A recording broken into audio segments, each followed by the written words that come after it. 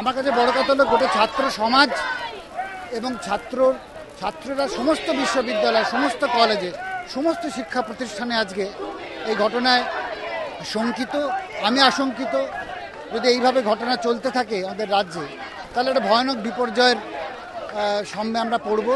এবং আজকে যে স্বতঃস্ফূর্তভাবে এত ছাত্র এই বৃষ্টির মধ্যে এসেছেন, এটা থেকেই তো বোঝা যাচ্ছে যে অনেক দিনের অনেক চাপা রাগ, ক্রোধ, উদ্গার হচ্ছে সেগুলো।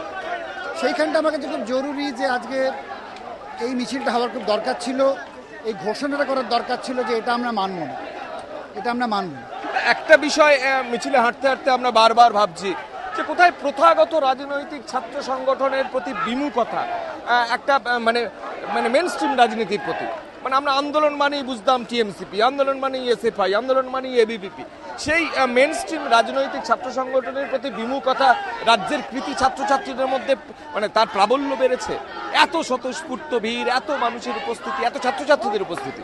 না, সাম্প্রতিকভাবে আমরা যদি কয়েক বছর দেখি যে এই আজকে কিন্তু মানুষ নিজে থেকেই কোনো সংগঠন ছাড়াই, কোনো রাজনৈতিক সংগঠনের আহ্বান ছাড়াই কিন্তু মানুষ আজকে একজোট হতে পারছে এবং তারা একটা ডাকে একসঙ্গে মিলিত হতে পারছে। এটা অনেক দিন ধরে আমি লক্ষ্য করেছি এবং এটা আজকেও তার আরেকটা উদাহরণ দিলাম। আমরা যখন নন্দীগ্রাম হয়েছে, যখন সিঙ্গুর হয়েছে, কামদুনি হয়েছে, একের পর এক কিন্তু কোনো রাজনৈতিক সংগঠনের আহ্বান ছাড়াই, কোনো ছত্রছায়া ছাড়া কিন্তু মানুষ নামতে পেরেছে রাস্তায়। এটা একটা বড়, আজকের গণতন্ত্রের একটা বড় দিক। এই যারা সেদিন যাদবপুর বিশ্ববিদ্যালয়ে অন্যান্য শিক্ষা প্রতিষ্ঠানের ছাত্ররা উপস্থিত ছিলেন, তারা কার্যত বহিরাগত তকমা পেয়েছেন, কোট আনকোট বহিরাগত।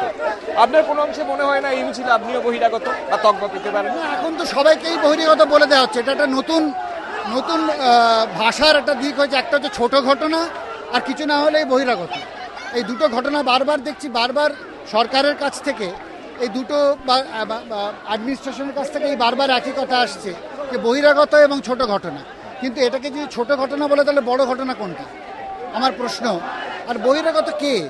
এখানে সবাই ছাত্রছাত্রী এবং যারা ছিলেন তাদের অনেকেই আমার পরিচিত, তারা গান বাজনা করছিলেন, তারা ভায়োলিন, গিটার নিয়ে ওখানে বসেছিলেন।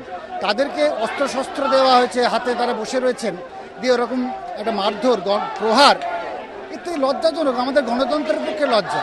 এই রাজ্যে দাঁড়িয়ে এই ঘটনার প্রতিবাদ ওঠা উচিত এবং যে ভিসিটা সমর্থন করেছেন এবং পুলিশ ডেকেছেন তার অবিলম্বে তার রেজিগনেশন চাই।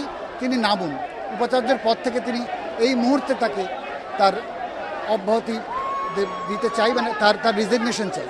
উপাচার্যের পদ থেকে তার রেজিগনেশন চাই, কারণ এটা চলতে পারেন। এবং যারা এটাকে সমর্থন করছেন, পুলিশ কমিশন, তার মিনিমাম দায়িত্ব নেই এই যুব সমাজের প্রতি?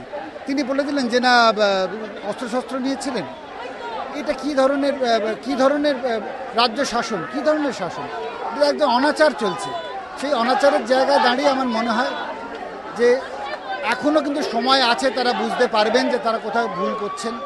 অনেকভাবেই কোণঠাসা হয়ে আছে। আবার একটা ঘটনা ঘটলো যেগুলোতে আমার মনে হয় যে পরিষ্কার এই আজকের জনগণের বা ছাত্র সমাজের এবং সাধারণ মানুষের এই স্বতঃস্ফূর্ত সাড়াতে এটা পরিষ্কার হয়ে যাচ্ছে মানুষের মনের উত্তরটা কি, এই গোটা ঘটনাগুলোর প্রতিক্রিয়াটা কি।